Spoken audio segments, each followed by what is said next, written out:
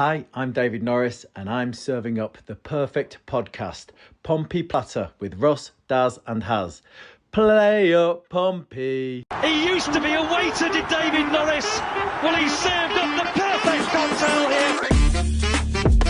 Jerry back to goal, Lang. Needs a bit of help. Goodness from Lang. What can he do? Still there, Lang. Lang! You wouldn't believe it! Cross comes into the near post. Headers into the net! Shaughnessy! Surely Pompey are heading for the championship! Portsmouth are promoted as League One champions. Good evening, everyone, and welcome to episode 34 of the Pompey Patter podcast. End of season awards is here. I'm here, suited up, tied up, ready to go, alongside Daz. You best be dressed up too. He's tied up. Crikey, that's a bit kinky. I am. Yeah, I've as I said, I've got shirt and tie on up top, shorts and football boots on at the bottom. He's ready for that charity game with Alan Knight. Oh yeah. Haz has got an Arsenal shirt on at the moment. Don't you dare. No, I do not. I actually have a yellow Spurs shirt on, which is the same colour as Bodo Glimt are wearing. So who are you really supporting? Come on, Harry.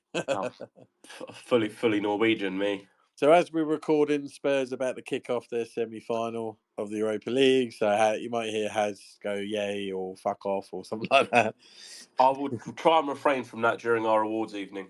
No, because I will definitely be pointing out if Spurs concede. and I'm keeping an eye on United game. So yeah. As my brother who just popped up there, he's a United fan, so they've got a bit of my heart as well. All right, Kev. Right, so tonight That's not Kev, it's Bob. So tonight we got we're gonna review the fastest review of all time of Sheffield Wednesday, because literally other than 2 goals nothing happened. We'll have a look ahead to the whole game. We're gonna make it the last Haz versus Daz tonight. We will have a winner. There's only a point in it. And I'll explain everything when we get there. Harry's Who Am I?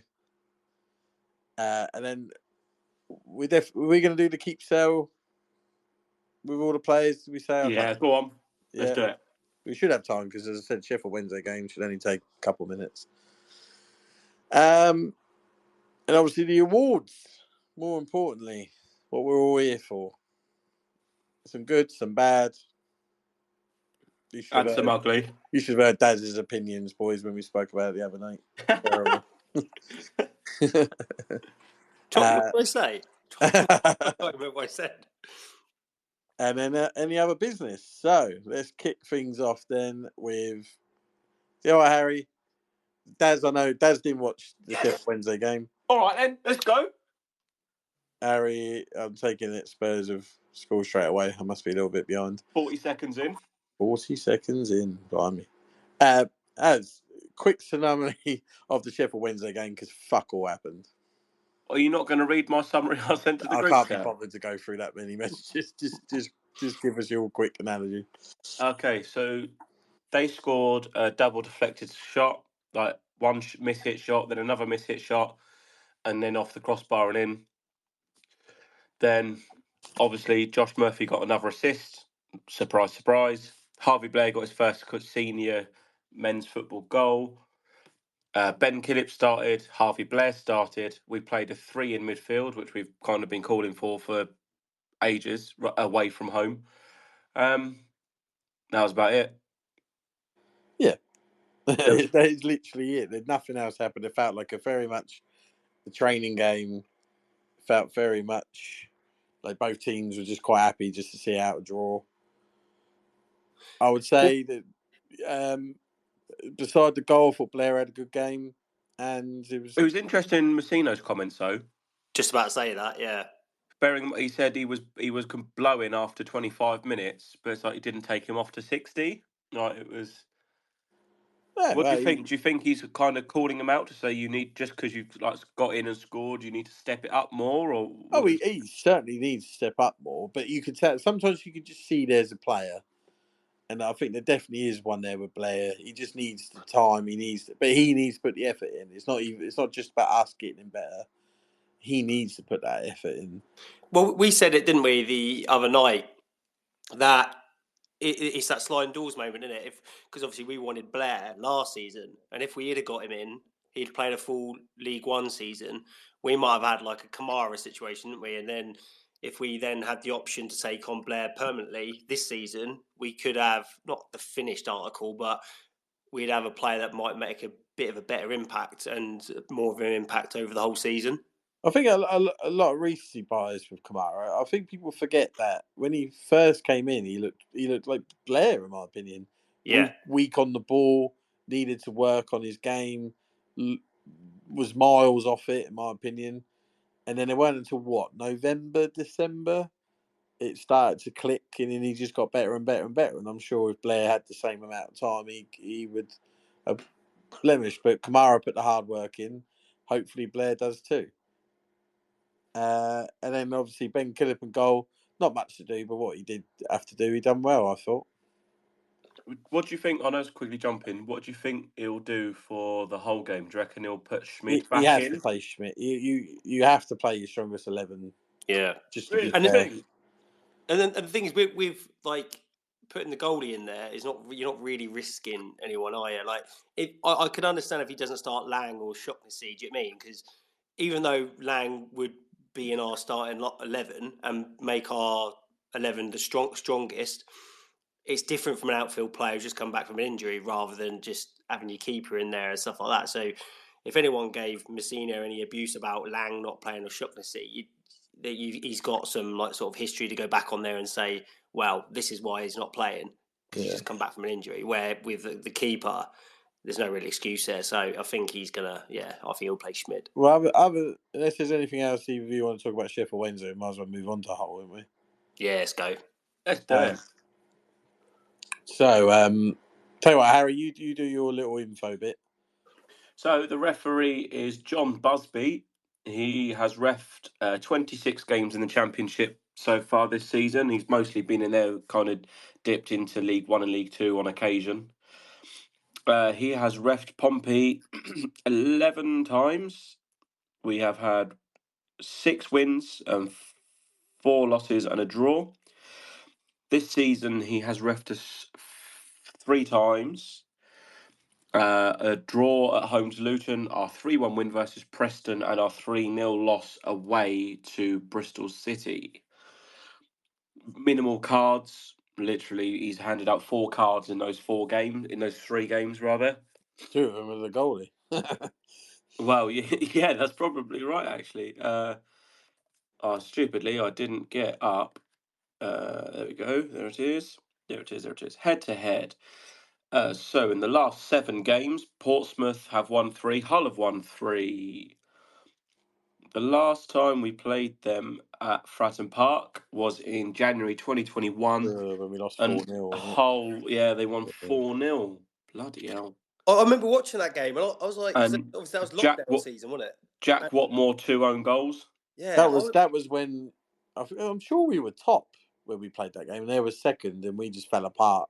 Yeah. That's when it really fell apart for Jacket. Then we get stuffed to Bristol Rovers, or just was it Northampton away, and it just got worse and worse every week, and he had to go in the end. Yeah, because I remember when we played them at Hull that season, that put us top, didn't it? We won 2-0 then, yeah. Was that 2 own goals or 2 quarter? Yeah, it was, because we didn't even have a shot, did we? Yeah. Something like that. Yeah, Greaves and McGuinness.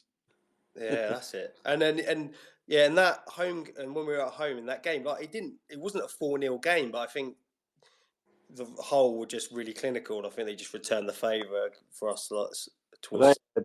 That's when they had that. What's his name? It's at Brentford now, isn't he? That Keane Lewis Potter. Oh, he's good, he is, isn't he? I think that Honeyman was there as well, wasn't he? He was, yeah. They had a pretty decent team then. Yeah. So the last time we beat them at Fratton Park was in 2012. What was it? We won 2-0. Maguire and Ward within 4 minutes of each other. Oh, yeah. I remember that game now. If I remember right, didn't Maguire chip the goalie? Or lob the goalie? I believe so. Yeah. So, looking at form, we've slightly better than they are. And they've had 3 defeats in the last 5. They've lost to Swansea, Watford, and Derby. They beat Preston and they drew to Coventry. Whereas we are unbeaten in the last 4. Draw to Derby, beating Norwich, beating Watford, and then drawing to Sheffield Wednesday. Right. Thanks for that, Haz. As you did that, you can do your prediction first. Thank you very much. So, quickly updating it from Sheffield Wednesday. Russ went for a 1-1 draw, so he gets maximum points again, so pulls away even further. I'm just flying at the moment. How many He is points have I flying. got? I will tell you in a minute. Daz got 0 because he said we'd win 2-1, and then I got 1 point because I said it would be a Desmond, so I get 1 for that.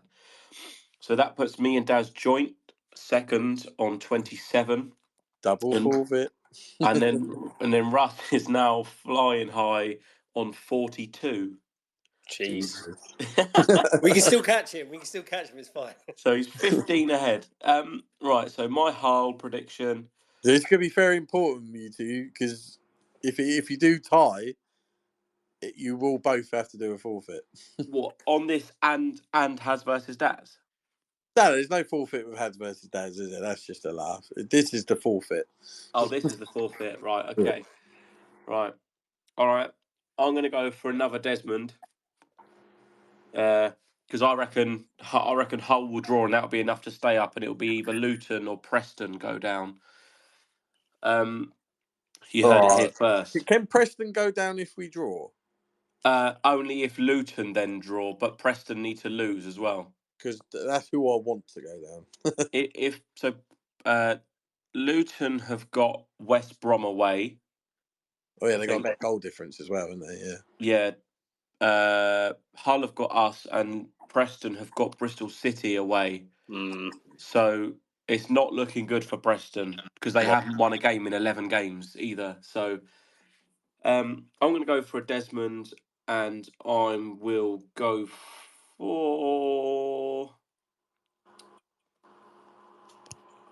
We're going to play it really safe and go Colby Bishop. Daz? I think we're going to win because Hull have to come out. They have to get a result. I don't think a draw will be enough for them. I think it's going to open it up for us. I'm saying that they might want to sit in and then just try and nick one and things like that, but I'm not entirely sure that's the way they will set up. I don't think Sellers is that kind of manager, is he? And it would be nice to send him down. And it'd be quite funny if Reading came up and Hull went down. That'd be quite amusing. I am going to go with a 3-1 Pompey. I think it'll be like quite close. It'll be like 1-1, 2-1 or whatever. And then the Hull will have to keep pushing. And I think we'll just keep catching them. I think 3-1 Pompey, and we'll go with got to go with Murphy, ain't I? Last game. Already written his name down because I just knew. I had to do it, didn't I? And as I said at the very start of the season, stick with him. He'll be good. He'll come good, and he's not done bad this season. So I'm happy with that. Russ? I'm not the reason he's played well, by the way. He said himself. Right. So, am I right in seeing that Hull haven't played their players? I think they have now. They got paid 2 weeks late. Yeah, they have now. Right. So that's interesting. It seemed to be that it was an administrative error similar to Sheffield Wednesday, where they've got 2 separate payrolls of the players and playing staff, and then like the rest of the club, right? And the rest of like all the admin and payroll and all the rest of the non-footballing people got paid on time, but it was just the footballing staff that didn't. I never believed that. I always only believe it if they stay in the Championship, it would probably save them. But if they go down, I wouldn't be shocked if they're in money trouble. Yeah, I don't get on board with that. I think it's like, not an act like you say. You don't have the admin error for God knows how many times, and then this one just rears its head. I'm sorry, I don't get on board with that. No. It'll be interesting to see what it's like if they do go down. Yeah. And then if they are in money trouble, if they go down, just goes to show when people want us to spend loads of money, it don't mean anything. They spent more just on Kamara than we did the whole summer. And it's weird that admin error, it always usually happens when the club's in a bit of a shit situation. Yeah. Like I don't think you'd get this off. Not that Leeds would do it because they've probably got the money and stuff like that. But I don't think you get that sort of issue from a team up towards the playoffs or. I think you might do, but just because of the nature of where they are, there's not as much attention on it. Yeah, that's true. Because if you're doing well, it's like, well, no one really gives a fuck because we're doing really well. But if you're down in the relegation, we didn't pay the players, it makes it like a massive deal. Yeah, it only takes for a little leak as well, doesn't it? So it makes a story, doesn't it? What's your prediction then, Russ? Well, do I predict or do I say what I want to happen? You do what you like. It doesn't really matter. You can't lose. What I want to happen is we draw, because I don't want to lose. I thought I was going to have to say, well, I want us to lose, but now I know we can draw and Preston still go down, because in my honest opinion, they have been the worst team we played all season twice over 2 games. Well, maybe not the worst. Maybe Plymouth was the worst, but like they deserve, in my opinion, to go down. Plymouth might have been the worst, but they took 6 points off us. Yeah, exactly. So I really want them to go down. But I think we win. I think we win 2-0, and that will relegate Hull. And I'm going for my boy. He's got to score at Fratton, and in the 30-yard worldie, it's got to be DazHarry. Oh, there we go. That'll be interesting on the last day. So yeah, boys. So I want to write down what you both got so I can keep an eye. Hang on one sec. So I kind of thought about it. It's like I saw some people saying about Abu Kamara should get booed, and I don't see that at all. I think that's if anyone does, I actually think that's really pathetic. I don't get why you would get. It's a different. It's a comeback. Even though some people believe that Robertson picked because of money, which he didn't. We know the situation, but with Kamara, we were never in the running. He went for a grand, like nearly 4.5 million in total with add-ons and stuff. There's no way that we were never in that running. So we were never in the picture. And I think, and the thing is, I don't. Oh, God, sorry, I was just going to say, if we were in the picture, he'd have picked here. Yeah, and to be honest, for me, I don't like because they were both loan players anyway, so there's no guarantee they were ever going to come back. And I haven't, even if the players did go for the money, I've got no problem with that whatsoever. Like they don't owe us anything. Like, and they want to make as much money as possible when they're young. Fair play to them. We'd all do the same. It's a job, isn't it? So, as long as like they came here. They helped us get promoted as champions last season. If they'd have come here and fobbed it off and stuff like that, I would have an issue with it. So I don't know. Say Sammy Silvera, like we played against. I doubt it, but say we played against him next season. Like it kind of feels like he fobbed it off a little bit. It might not have, but obviously he might have just been going for a shit situation. It's a bad example, I suppose, but it's just sort of saying that those 2 lads were here. They gave it everything. And then after that, they made a decision on their career, which they thought the best. Obviously, the Abu Kamara thing different because obviously we were never going to pay 4 million, and I'm glad we didn't. And obviously with Robertson, we apparently matched their offer and that sort of stuff. But it's their life. Like, do you mean? Like, go for it. Do what you need to do. Yeah, exactly. Like football, I find football now. I try not to get so wound up with players anymore. And even managers, because there is no loyalty anymore. There is no, I think the ones with Jack Watmore, when he went for the money after everything we stood by him, with all the injuries he had, we could have easily just gone, nah, sorry. Yeah, that's a good example of it. That one hurt. That hurt. And I know, all right, we may have offered him a crap contract, whatever. but it just didn't sit right with me for everything that we've helped him with his career. Do you know what I mean? Was it 2-3 season-ending injuries? I can't remember. So that was the moment where I was like, "Know what? And he's a Pompey boy as well. There is no loyalty if you can't even get your own, someone like me or you two to stay at the club you love, and you don't want to go for the money. Then loyalty in football's dead. It really is. Yeah. So if Robertson and Kamara and whoever else, if they want to go for money, fair play to them. Yeah. Well, I suppose it's going back to the example I used with Sammy Silvera, and we're quick to want to move players on if they've not played well or if they're not in a good place and stuff like that.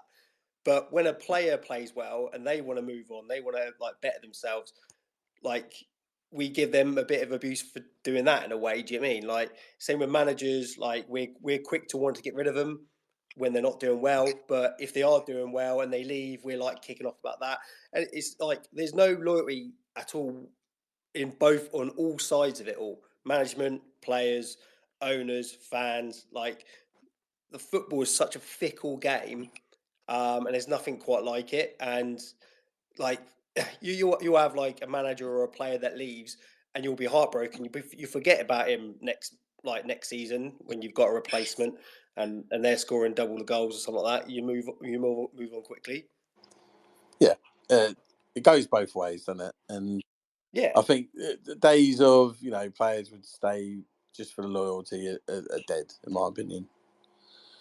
Right. So, has you had Chilwell Bishop, didn't you? Has? He's muted. Sorry, I was muted, and I said yes. Yes, I did. And Daz, you gone 3-1 Murphy, yeah? Yeah. I've got that written down on my phone, so I'll remember. Because I'm excited. I got nothing to do with this forfeit. I thought you could say you're excited about the game then. I am actually. I am excited for the game. It's gonna be nice. It's gonna be good atmosphere, good party, a bit like Wigan last year. Do you mean? Yeah.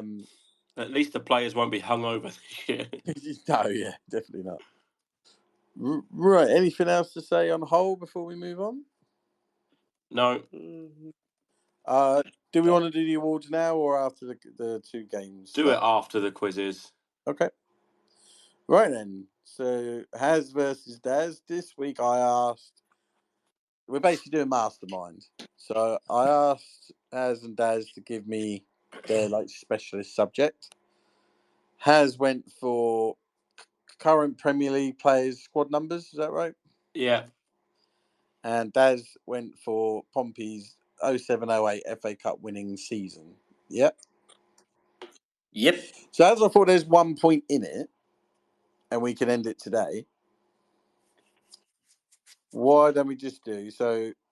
Has you got just a disadvantage of you're a point behind, whereas I think you're a point behind, aren't you? No, you're 2 points behind. Sorry. 2 behind. You're 2 behind. You go first, and then wherever you get will be added on to your 11 points. Right. Daz has got to try and beat that score.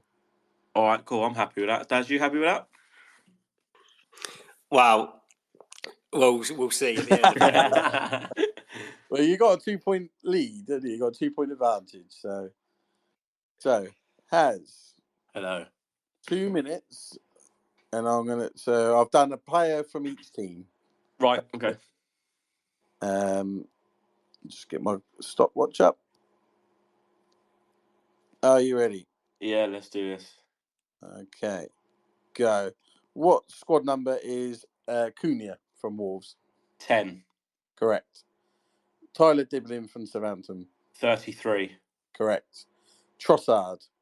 19. Correct. Who is Spurs' number 15? Lucas Bergvall. Correct. Who is Manchester United's number 11?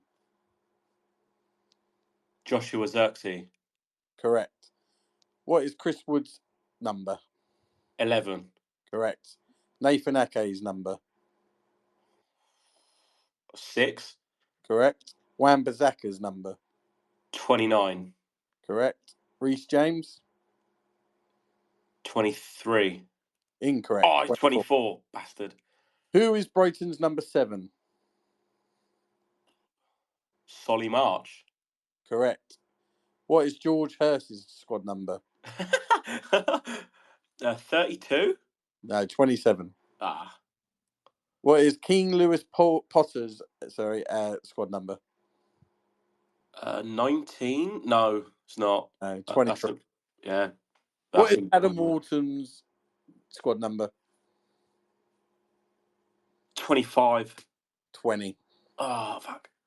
Who is Leicester's number 6? Wilfred Ndidi? Correct.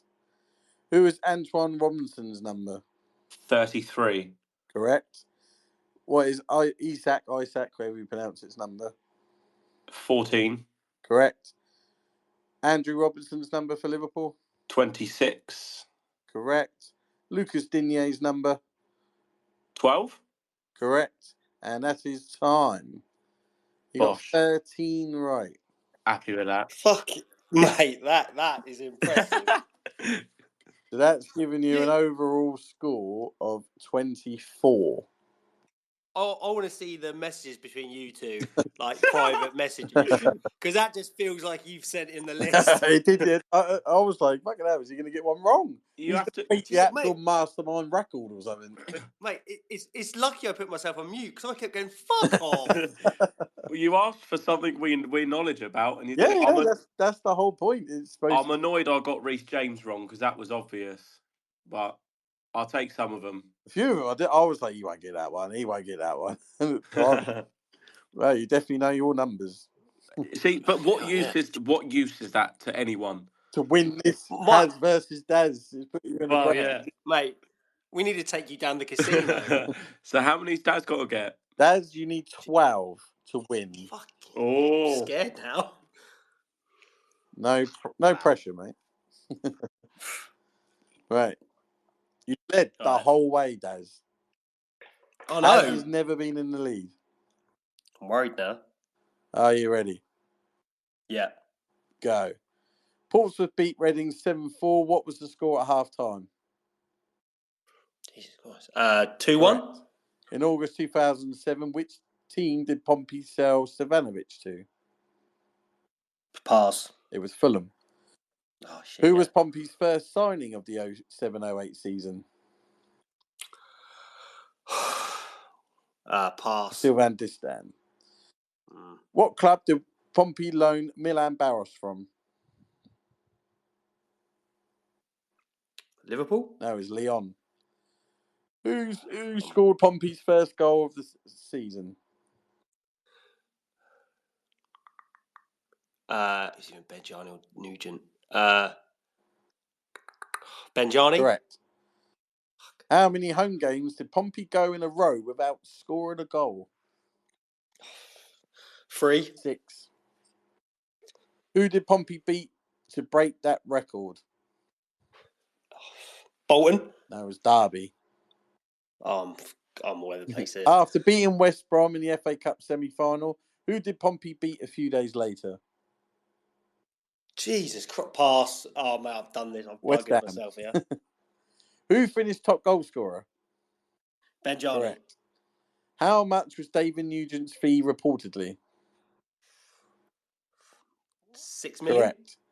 Who did Pompey loan from Lens in the January transfer window? Diarra. Lucien Albee. It wasn't Dario, was it? What team had to win on the final day to stay up at Fratton Park? Fulham. Correct. What club did Pompey sell Lawalawa to? No idea. Pass. Olympiacos. What position did Pompey finish in the league? 8th. Correct. Who did Pompey play in the 5th round of the FA Cup? Shit. Preston. Correct. That is the end. Jesus, I'll fuck that now. So the final scores overall out of the whole series, Daz, you scored 20. Haz, you snatched it on the last day. Boys! Come on. And won with 24 points. Oh, actually, no. The problem is with my questions, there were like ages to like. I should have picked something that was quick, and I bottled. Why do you think I picked that? It's tactics or knowledge on it, and it's Yeah. quick questions. You can get through them. Yep. Bottled that. Man, To be fair, you're because I said I'll do 20 each because that seems to be the average, and you only had 2 more left. So get in there. Yeah, That's like Spurs v Ajax all over, isn't it? I feel like Lucas Moura. you did what we did when we won League Two. It was never stopped and snatched it on the last day. That's it. 6-1. Yep. Have it.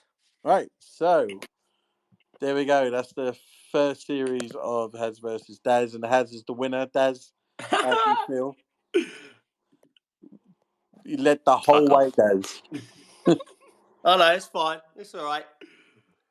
If only you knew how many windows are at Buckingham Palace. I don't know. Only I knew that. Would he have actually got too far ahead if that? I don't know. I'm just trying to make him feel a bit better. Haz, you know what time it is, Mate. Oh yeah.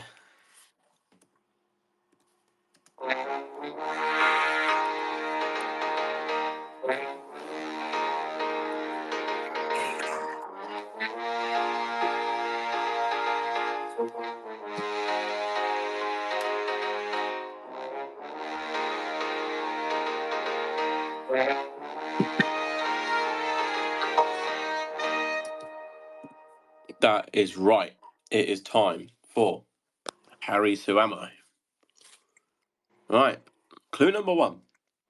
I have 4 promotions from the Championship to the Premier League as a player. I have 4 promotions, did you say? Yes. From the Championship to the Premier League. As a player. And can I just confirm, when you say Championship, you mean the actual Championship, or could this be Division 1?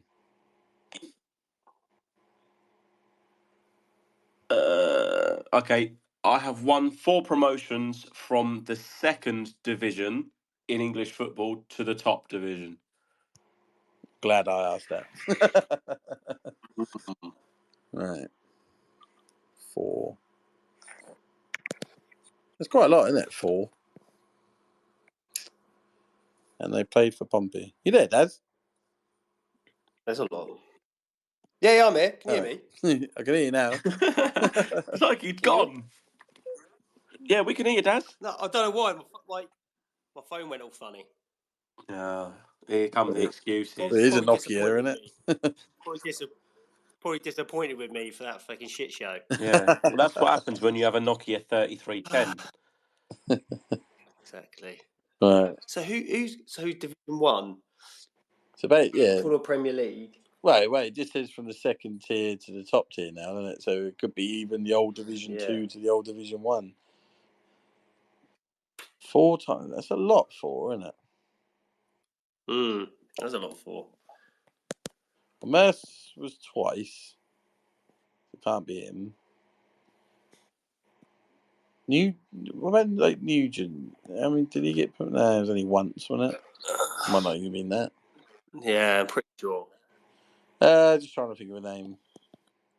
Someone we haven't had. I'm just gonna say Paul Walsh. I know it's wrong, but I just want to get out of the way.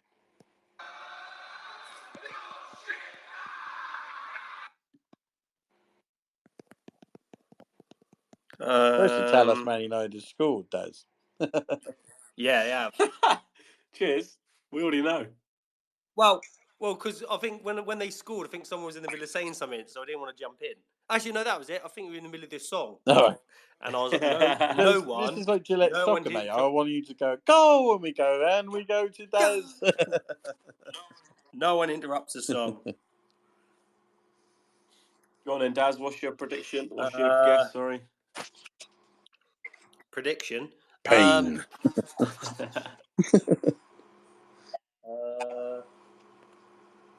Wow. It's really hard to think players Division 1. You said Paul Walsh, didn't you? Guy Whittingham? I don't think either of us have even had a promotion, but You never know. No. Clue number 2. Especially not. I have played with Carnu, Nigel Quasi, and Lee Holmes, but not at Pompey. Lee Holmes, forgot he fucking even played for us. Jesus. So Quasi. Quasi's what? QPR. Could he play at Scum? Scum. And Lee Holmes is Scum as well, wasn't he? Yeah. Don't think it's someone like. I don't know. I thought David Connolly then. Not had him before. David Connolly might have done. Well, I know Lee Holmes was at Scum, wasn't he? So I'm assuming he was. Yeah. I was Quasi.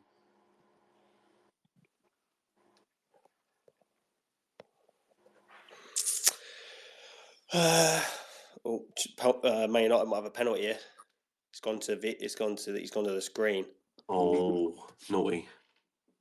Sure, we've had David Connolly before. Yeah, I think we might have. I'm just trying to think of older players. But he did get promoted with West Ham.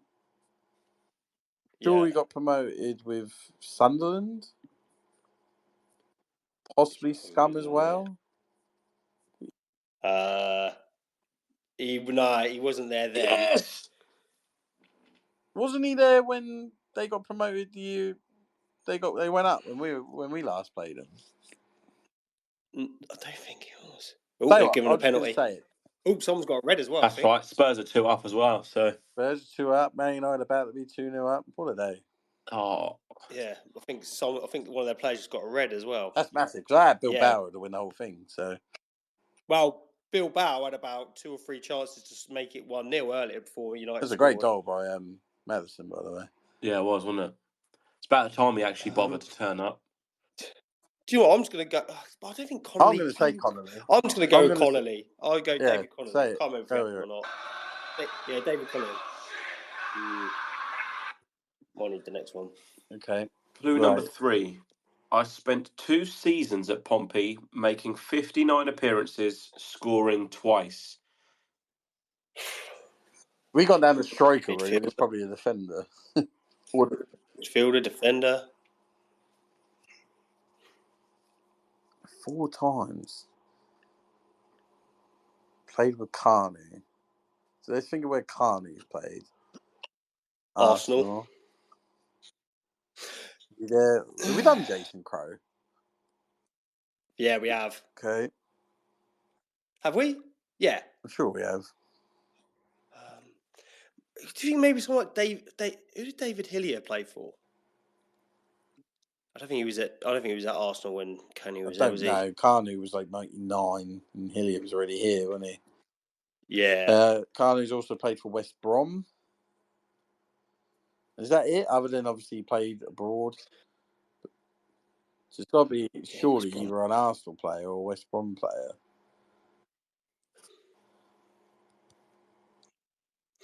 Because obviously, he's only playing the Championship with us, isn't he? Yeah. He didn't go anywhere after us, did he? Oh, 2-0 United. Bruno Fernandes.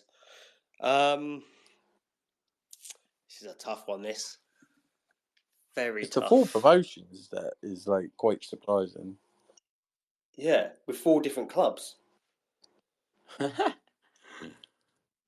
He was here for 2 years and he's played 59 games.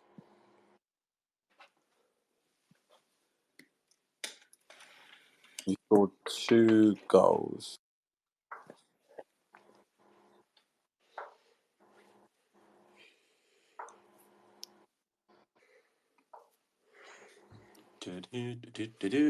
Come on. Wow. I literally have no idea.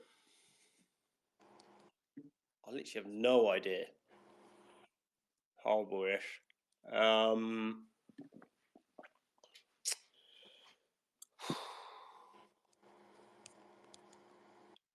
I don't know. Russ, have you got any ideas at all? Defenders who we've had. Hayden Fox, he wouldn't be in with it.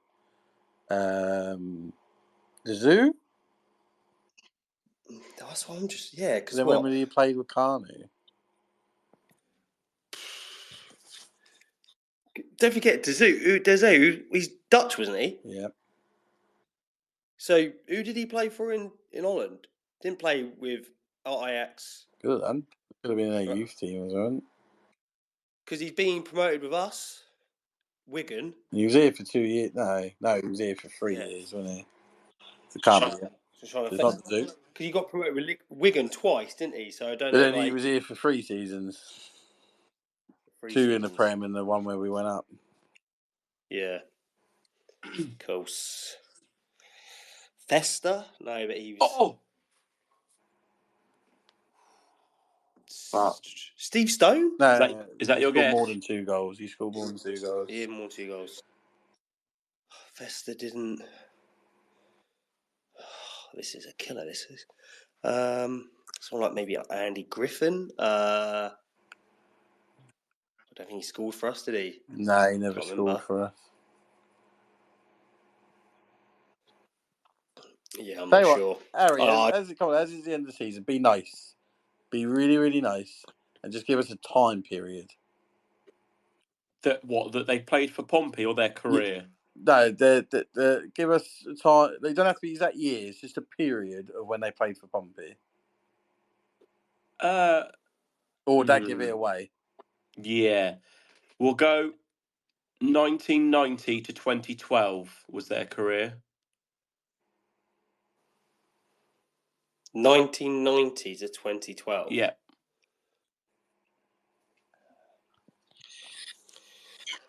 Yeah, I don't think that does anything either.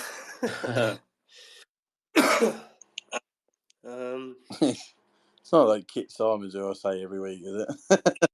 Yeah, but he was here more. He was there longer than 2 years. He was here.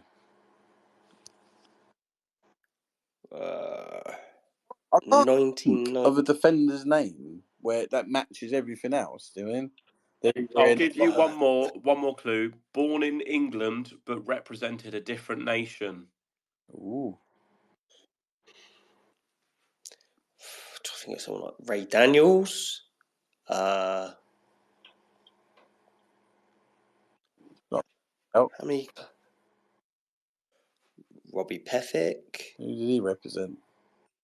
Well, I was thinking of Ray Daniels because he might have obviously represented like Jamaica or something. Well, like Fitzroy Simpson. Surely he scored more than 2 goals. I don't know. Do you both concede? No. No? Well, hurry up then. You've got me on the Jamaican line now. I think I'm just going to go Fitzroy Simpson because I don't think he scored many goals for us. I can't remember him 3 on top of my head. Right, can you? I'm going Darren Moore. I'm going Darren Moore. Yeah. Hey. Thanks for bringing up Jamaica. I went Jamaican.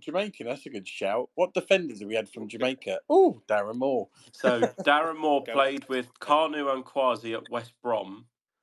And of course he would have. Yeah. And Lee Holmes at Derby. Didn't know he was at Derby, but yeah, no. Thanks, Daz. I'm glad you mentioned Fitzroy Simpson because I thought that's a good shout. It probably is a Jamaican. Teamwork. Well, it was Ray Daniels who I thought first might have, because I don't know where Ray Daniels' family originates from, but I thought as a defender he might have obviously not scored many goals for us, and then obviously might have represented Jamaica and that. I just couldn't remember. And then obviously I went down Fitzroy Simpson. There was no way it could have been Paul Hall. I was thinking of the Reggae Boys. So he got promoted 4 times. I can only think of 3: Bradford, West Brom, and Derby. And us. No, not us. Sorry, not us. It was. Would it have been West Brom twice? Thinking about it. Was first promoted out of the division with Doncaster, Bradford City. Yeah, I remember that. Then he would have gone up with West Brom after he left us. Yeah. And then he would have gone up with Derby. Twice with West Brom. Was twice with West Brom. Right. 01, 02 and then 03, 04. And then he would have gone out with Derby when they got their worst points. Correct. Yeah. Cool. Brilliant. Nice one. Right. Are we ready for our awards then? Right, here we go. So, Wait. Oh.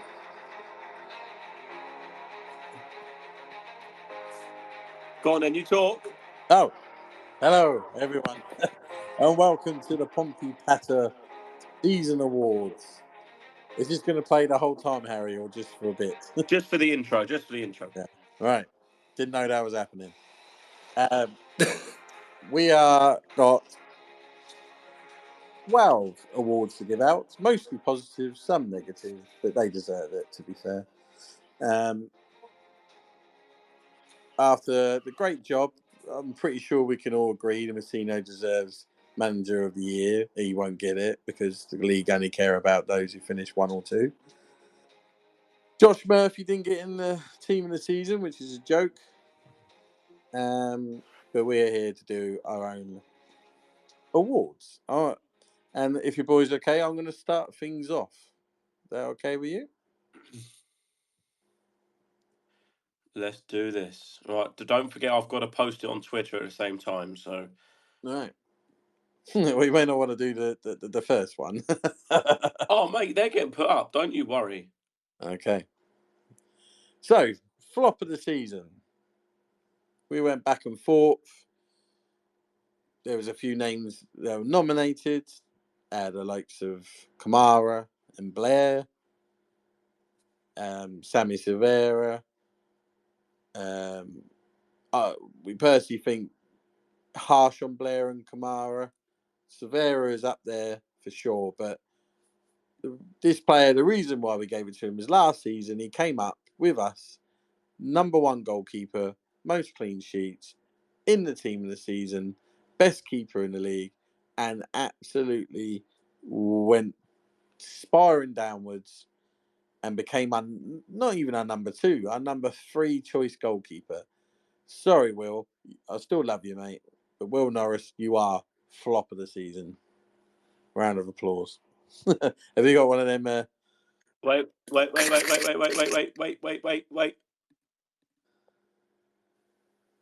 Why isn't it playing? Oh, God damn it. Live TV, yeah, folks. Innit? Live TV. Oh, fuck it. It's not working. Never mind. I'll do the noise I used to make when I was playing Subbuteo. That was the fans clapping when I used to play Subbuteo. Brilliant, love that. Right, we're now going on to Haz.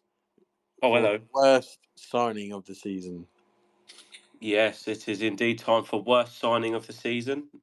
There were a couple of mentions again. We had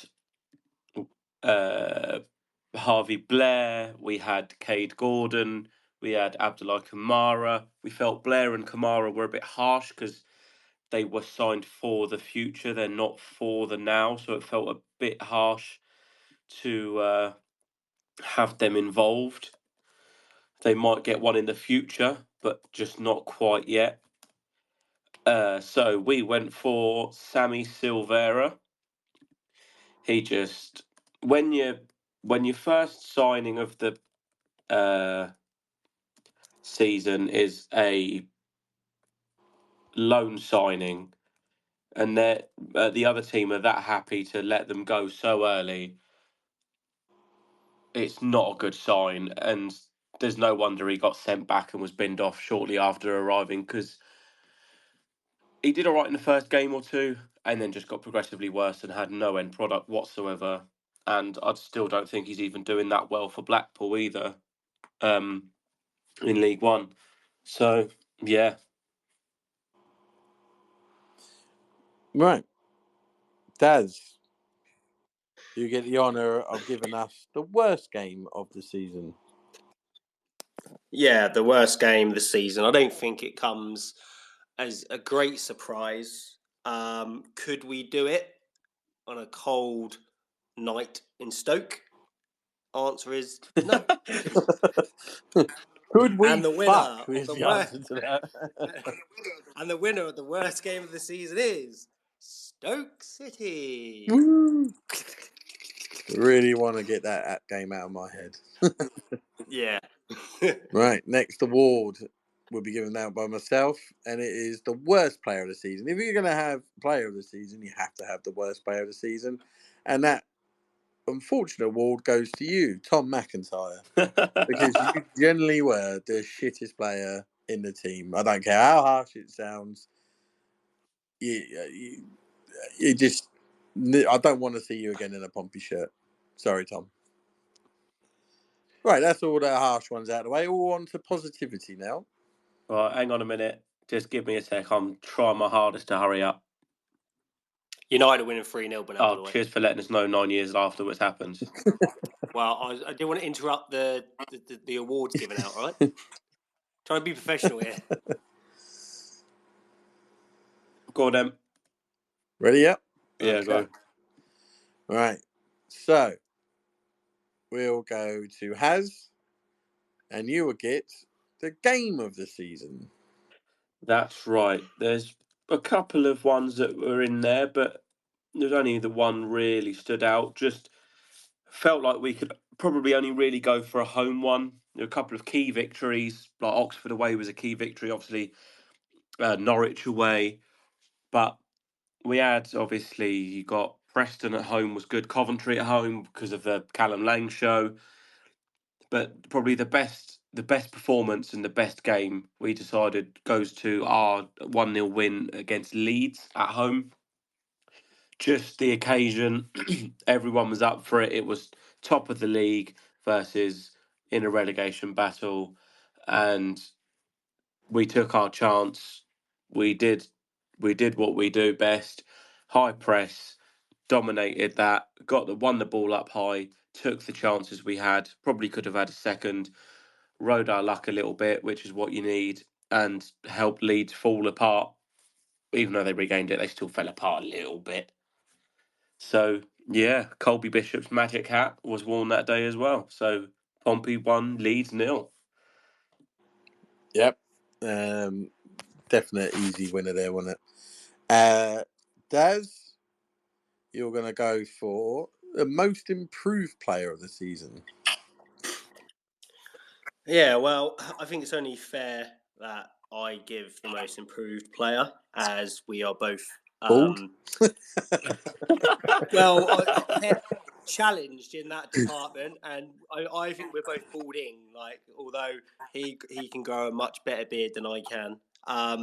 But yeah, he come under a bit of stick at the start of the season. I think that was kind of fair, like, because but he, at the same time, he was up against some of the best wingers in the league, so it was a bit of a baptism of fire for him. But I think he pushed on, and now I really think he's a settled Championship left back, and I hope that's his spot next season. I know there's people talking about maybe the Australian lad coming back in, but I don't understand that right now because we've seen nothing of him. But yeah, the most improved player. Congratulations, my balding brother, Conor Ogilvie. And thoroughly deserved, because I probably was his biggest critic. And even I can hold my hands up and say that he's improved. I think we all were, weren't we? At the beginning of the season, those first few games, really, we were thinking, shit. I think the Conor Ogilvie and how he's progressed this season, I think, is quite like sort of have the way that us as a club and as the team has progressed, gradually getting used to Championship football after a really tough start, and then just being nice and steady. I know we had our ups and downs, but if you look at an average, we were quite steady. Yeah. Right. My award next, and it's only right I'll give it to this person. Unsung hero. Not from me. I've sung his name since the first episode. My boy, Andre DazHarry. He could have even been in most improved, but in my opinion, he was quality from day one. People just didn't realise or see it because they know fuck all about football. I think we can all agree he was the only real shout for that. He deserves more than what he's given. And I'm absolutely delighted he's got a brand new contract. Yeah, and I think he kind of struggled in the first few games, but I think it felt like, I think it's probably to do with who he was playing alongside, and it's the fact it was a new team as well. And then after he settled in, probably after the first 10 games, that's when we really started to see the best of Andre DazHarry. And he always feels like he's there. You don't notice as much when he's there, but you notice more when he's gone. And I feel like certainly when the first few games at the end of the season where Hayden's played and DazHarry's been on the bench, I feel like we've noticed DazHarry's been missed a bit more then, and it's only once they're gone that you notice, and that is why he deserves that award. Yeah, I think it's also because, like, obviously when we stepped up to the Championship, I think people wanted that, like, sort of X factor centre mid signing, didn't they? And they did. And a lot of people wouldn't have thought DazHarry was that. I mean, I was always happy that we'd signed him, a centre mid with vast amounts of Championship experience. And yeah, like with everyone, he didn't have the greatest start to the season, but he wasn't bad at all. He was just in a new side, made up of predominantly players that hadn't really got a lot of Championship experience. So everyone was learning together, especially at least like with John Messina and things like that. They're all learning, and obviously as the season went on, to say DazHarry was undroppable, obviously you can't say it because he was rotated, but no one batted an eyelid once he was put on the team sheet. No, and I'm really glad everyone could see what I saw eventually. So back to you, Haz. Can you please give us the moment of the season? Yes, moment of the season. It probably can only be one real moment, and that is Colby Bishop returning against Preston at home. Obviously, when we all thought he was kind of out for the whole season, or certainly till at least January, and it was a surprise to absolutely everyone that he was on the bench, and it kind of gave us this almighty, the whole club, it felt, gave this almighty lift because we'd had Sadie up front, we'd had Omani up front, we'd had Yengi up front, and none of them had really done good enough up front, and we were missing Bishop, and you could tell the style of way we want to play, where you could tell how much we were missing Colby. And the fact he came back at all is amazing. You know, he was on the table when we were away at Leeds. He was kind of recovering, and then into the middle of November, he's playing football again. It's just insane, really. So credit to him, credit to the staff, credit to the medical staff that found the issue in the first place. I know that was on Steve Hard, the medic that brought the scans in as part of the pre-season testing. So big up him, big up the surgeons, big up everyone that was part of it.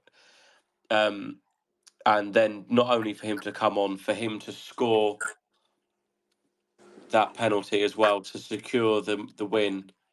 There's no other answer but Colby and his magic hat. Yeah, no, I don't think there's any argument with that at all from anyone. Daz, you have got the young player of the season. We've gone for under 23s. Yeah, so obviously there was a couple of players we discussed who to get young player of the season. Now, obviously, you do want to give it to a player that's sort of your player. So obviously, it was between this man and Terry Devlin, but we just felt that this player was a bit more of a consistent through the whole season, a really important cog in that centre mid position, and I think he allowed DazHarry to really start showing the sort of player he is. And our young player of the season is Mr. Freddie Potts. Next is my award for goal of the season. I think it was 3 goals we were talking about, if I remember rightly. You had the one that the club gave, which was Josh Murphy against QPR. We also talked about Lang's goal against Leeds. But the one we decided to give it to was Josh Murphy's goal against Preston, which we thought was just a better goal all round. And from my own personal perspective, the goalkeeper, the QPR goalie, ruined that goal. I don't know why, he just took the shine off it. But for me, it was between Murphy and Lang. We decided on Murphy, and it was such a great goal, wasn't it? Yeah, it's the kind of the fizz across the bottom of the floor, isn't it? It kind of never goes up and never goes down. It kind of almost stays at one level, similar to Lang's actually. But I think just for me, it's just the distance that he is. He's just kind of that extra 10 yards away, further back. He kind of takes a touch and sets himself and then rifles it into that bottom corner. So it was really close for that one and Lang's at Leeds. It was a really close one. But for us, that one just edged it. And a lot, because I watched that goal back earlier today, and I just like the way when the ball comes out, it's the way he shapes his body, so it doesn't look like he's going to shoot, doesn't look like he's going to kind of looks like he's just going to chip it back in, and then he just wraps his foot around it, and it's the camera view from back of the Fratton end, and you just see, because you think to yourself, how is he beaten the keeper from that far out? But then when you actually see it, it's come past loads of bodies, and he's hit it so flush and just skidding along that pitch, and yeah, it's a beautiful goal, and it's one of those things where you might look at it and think, oh, that's he won't hit it that sweetly ever again, but you obviously haven't watched Josh Murphy if you think that. Yeah, it was a spectacular strike. I actually think if the Swansea defender hadn't got a slight hair on the one where he lobbed over his head, that would have probably been the goal of the season, but it got ruined. Yeah, I agree with that. Right, so back to Haz. So you got 2 left now. Haz, you get signing of the season, and then Daz gets to end it on player of the season. Yes, indeed. So we decided that player of the season and signing of the season could have been both. It could have been both, but we felt signing of the season, just for the sheer impact made by the signing, actually goes to Nico Schmid. Just to kind of combat the go with the kind of flop of the season in Will Norris. Sorry, Will. It felt like the importance of signing Nico Schmid, 400k, probably one of the best buys we've made in a very, very long time. And it really feels like if he wasn't in goal, we would have probably been gone. The amount of impact he's made, the save that always comes back to me is that one against Swansea. The amount of one-on-ones he's had, especially when we were 1-0 down at home to Coventry. And he had that one-on-one with, I think it was Norman Bassett. If that goes in and goes 2-0, we don't have the Callum Lang show. And it's moments like that that have enabled us to be where we are. So Nico wins it. Yeah, and you've got the most recent save, which what's his face from Burnley got absolute Bradford. loads of praise and stuff like that, and you've got Schmid making pretty much the same save. Actually unbelievable. When the thing is, obviously we haven't really had a settle back for all season, and I think if we then didn't have, I love Norris for what he did for us the season before and everything like that, but he just didn't seem up to Championship football. And I think if we didn't have a Schmid coming in, it's the same sliding doors moment as what you have if you didn't have Bishop in when he did. I think Bishop and Schmid are the two cogs that if they didn't come back or if we didn't have them, I really dread to think what would have happened this season. Yeah. Schmid's. I think Schmid saved us 9 to 12 points this season, and that's the difference between relegation and that. And where we've pulled him from as well, it just shows how good Rich Hughes and his team are at grabbing these players out of nowhere. Yeah, Unbelievable. And it only seems right, Daz, for you to give this player the player of the season. Well, I have no idea why, because I didn't like him from day one. Obviously we said that if the likes of Bishop and Lang had full seasons, I think it would have been a much tougher task to pick this player. And I remember obviously when in that playoff final last year, and I was just like, I don't think we're going to get him now, because I just felt he's maybe going to push on with Oxford, but obviously he wanted to come to Pompey. And I think his other half, isn't she from down this way as well? So I think we could thank her as well if we get the opportunity. But yeah, I mean, once he got going, I always knew he was going to get going. A player of that quality, I think we just needed to give him that bit of time, let the team settle around him and stuff like that as well. But yeah, so our player of the season is my boy, as he's all our boy, Josh Murphy. You'll always be your boy, mate. Yeah. Right, and that concludes Pompey Patter's Pompey Awards. Anything you want to say on that, though? Thank you for everyone to joining us for the end of season awards. I think, yeah. Do you want to tell everyone, Russ, what you said when we had our phone call the other day when we were discussing the awards? I said a lot. You have to be more specific than that. Who did you accidentally give the flop of the season to? What? I have no idea what you're talking about. Daz, do you want to remind him? It's all lies. We'll remind him when we see him on Saturday, I think. Yeah, unfortunately, it was a slip of the tongue, wasn't it, Russ? It was. Yeah, instead of Will Norris, Norris, I said David Norris instead. I I meant Will Norris. He's going to say, "Can you remove my intro now? I don't want that." I was just going to say, well, obviously, we're going to have a Pompey Patter Awards after party. It's going to be held at O'Neill's in Pompey. So bring all your beers. We're going to smash the place up again. No, we won't, because I wasn't there anyway. So never mind.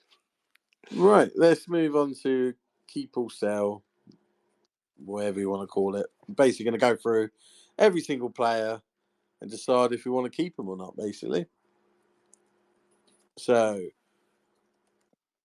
let's go in order of squad numbers, shall we? Yeah, sure. So we'll go number 1, Will Norris. Oh yeah, because he's only on loan, isn't he? Oh, we released it. I thought he was on loan. We terminated his contract. Yeah, we did, didn't we? We haven't got a number still 1. on the fucking list. Then I've got. Oh well. Okay. We're on Wikipedia. No, I'm not actually. We haven't got a number 1. That's right. a great number start. 2 then, Jordan Williams. Keep. I think we'll be keeping him anyway, because he's only just signed last season. But what would you? He's got a 2 or 3. Okay, but what would you do? Oh right, I'd keep him. Yeah, I'd say keep. So that's 3 keeps. Yeah. Yeah. Number 3, Connor Ogilvie. Keep. Yeah, keep. I still want to get a better left back. Sorry, Connor. I'll never be fully sold. But that depends on what the ability of another left back that we have to go through is. Yeah. Doesn't it? Because and also the fact that Connor Ogilvie can obviously now playing at centre back. I mean, we don't want him playing there, but it's better to have the option. Especially if we have another season of no centre back. So yeah. But yeah, no, I'd definitely understand keeping. Number 4, Riley Towler. I mean, I'd want to loan him out. Sell for his career. I would love to keep him, but sell for his career and his benefit. Yeah, I agree. He needs to be let go for him. Yeah. 100%. Regan Paul, number 5. Keep. Yeah. Nice, easy. The next one's probably just as easy as well. Number 6, Connor Shaughnessy. Yes, definitely keep. Number 7, Marlon Pack. I'd keep. Yeah, keep as well. I still think I'll still stay with the fact that his playing time will be even more limited next season, depending on who else we sign. But it's the experience and the head in the changing room that's also important. It's the same with Matt Ritchie, having that kind of experienced head and a good leader in the dressing room is kind of invaluable. It's kind of the same at Liverpool, wasn't it, when Jordan Henderson kind of stopped playing as much, but to have that person and have that leader in the dressing room is more important as such. But I still think at the end of next season he'll probably join the coaching staff. Yeah, and that's I think it's. I don't think it's a similar story, Richie, or not. But I think if we had maybe had like a right winger, like was Kamara play on the right? Yeah, Or was he on He the was left? on the right. he was on the right. He was on the right. If we say we'd have had a Kamara, then Richie's playing time might have been quite restricted, similar to Marlon Pack. You never know. Do you know what I mean? So. Yeah, I think to have people in and around that, and especially if we're playing Scum next season, we need as many Pompey boys in and around the squad just to remind some of the players what it means. Yeah, mine. I'm adding a word. Keep around. I mean, Yeah, not keep to necessarily play much. But I agree with what both of you no. say. The experience is what we need, as long as he's happy with that as well. Well, yeah. Number 8, Freddie Potts. I mean, if you have the opportunity to loan him back again, you do it. But I don't think that's going to happen, unfortunately. Yeah, I think I would agree with that. As much as I still don't rate him as highly as a lot of others, I still think he's a good player and one I would definitely bring back. Yeah, I think we got a good chance of getting back on loan because he's not. I don't know if we have to see after the summer, won't we? See West Ham's plans because I can't. He won't go on loan to another Premier League club. I don't think he's ready for the Premier League. No, so he'd have to go on loan to the only way he can improve is going on loan to top half. I mean, we could be close to the half table anyway if we can win on Saturday. I think the thing that affects him is like when we had Robertson last season, there was always noise with Robertson that other clubs were watching. I haven't really heard that with Potts. No, maybe because he's just signed a new deal and stuff like that. So a lot of clubs going to want to take that risk of having to buy him out of a decent sized contract when he's not played Premier League football. Do you know what I mean? So no, I think there's no reason why we can't get him back in if he's played a lot of football and we're saying look he'll play just as much football again next year. We'll be better. We're looking to be better.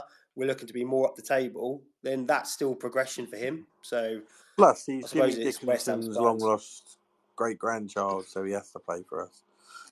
Yeah, he does look like he's walked out of like a 1950s film or something, doesn't he? Number 9, Colby Bishop.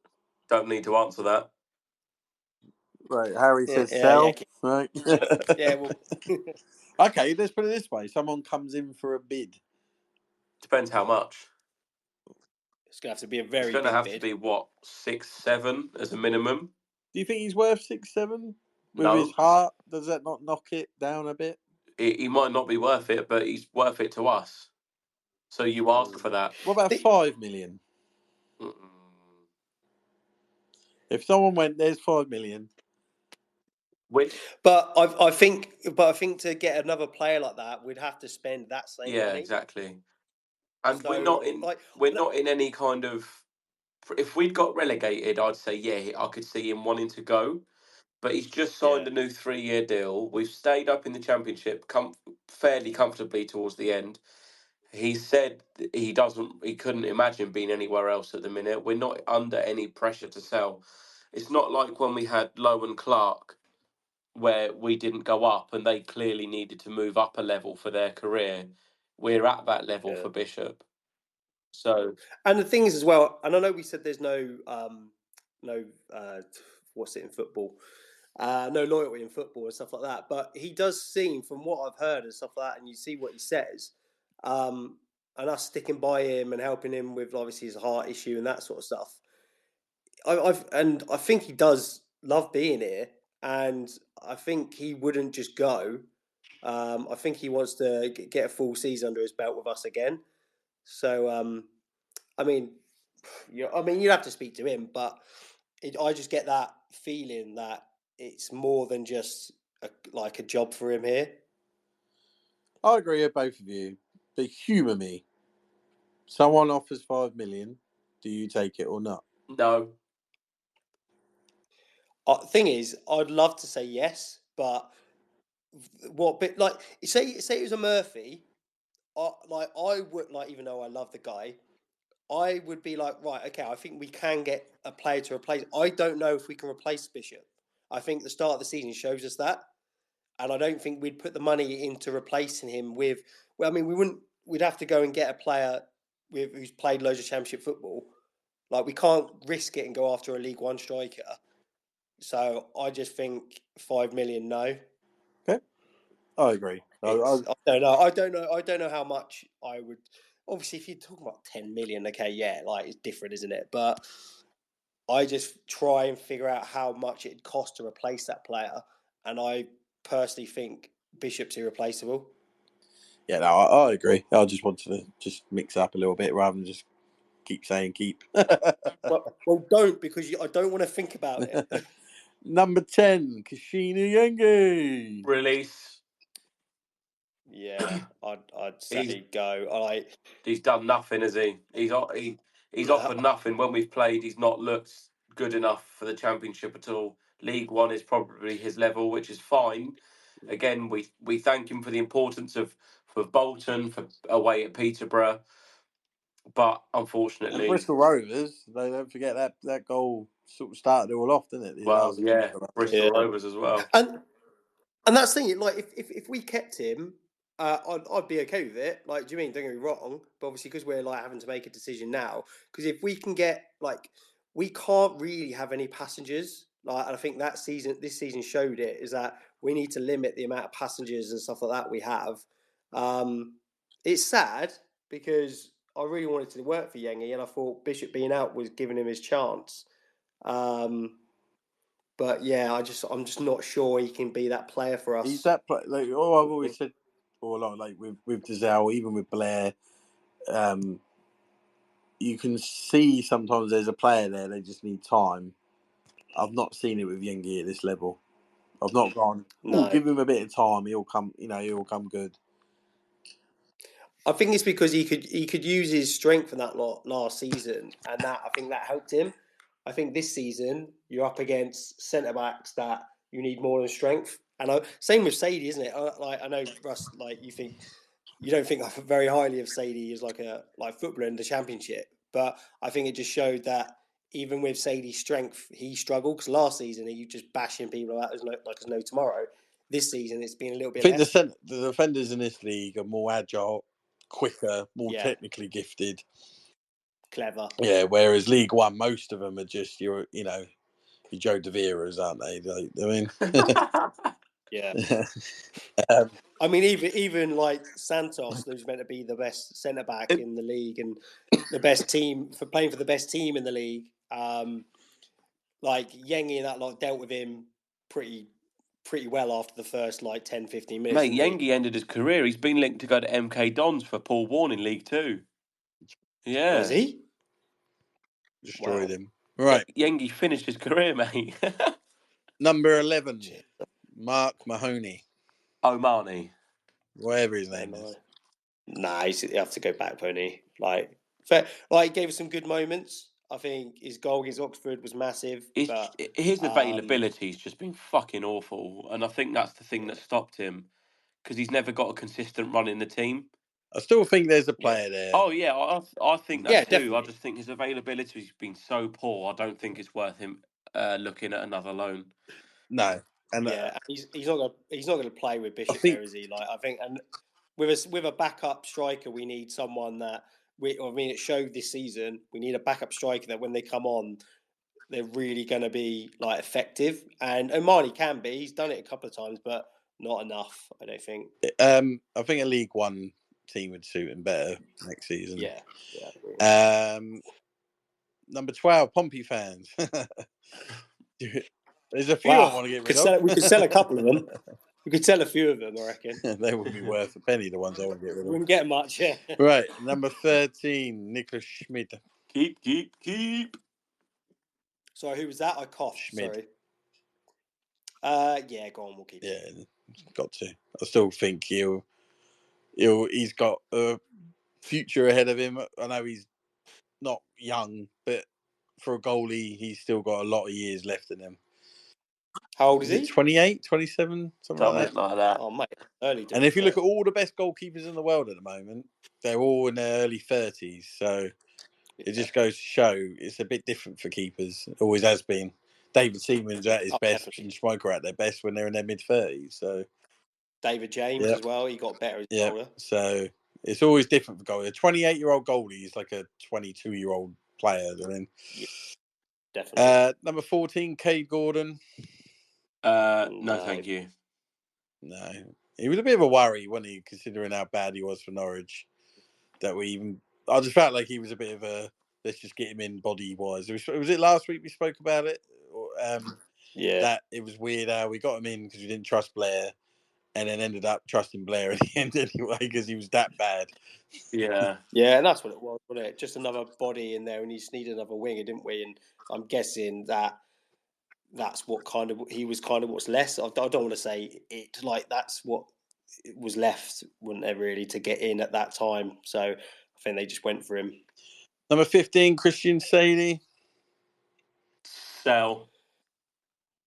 Again for his career, I don't think he shows glimpses, but not enough in the Championship. And again, we thank him for last season for the Oxford game, that goal, but I don't think he's good enough to cut it as a striker or as a 10 in the Championship. So again, for his career, he's 22, 23 now. He needs to be playing a whole season, and he won't be able to do that here. Yeah, I mean, I love the bloke. I thought I personally think technically he's not as bad as like some people think. He's big and he's strong, but as you said, like it depends on how much he's going to play, and if we can get anyone a bit better. So yeah, I mean, if it for his development, I would probably let him move on. I would say he's probably the most likeable player we've had since Linvoy Primus. Definitely, yeah. But he's look, I love him. It's never personal with Sadie. The same with Yengi. They're not good. This league is ruthless, and we've got to be ruthless. He's not good enough. He's not. Was he really even good enough when we're in League One? You know, he had a couple moments towards the end. Overall, I was quite surprised we kept him, to be quite honest. Anyway, so I would, because I love the bloke. I want him to go and play football and enjoy himself. All right, number 17, Adil Oshish. That's got to be a pen. Sorry.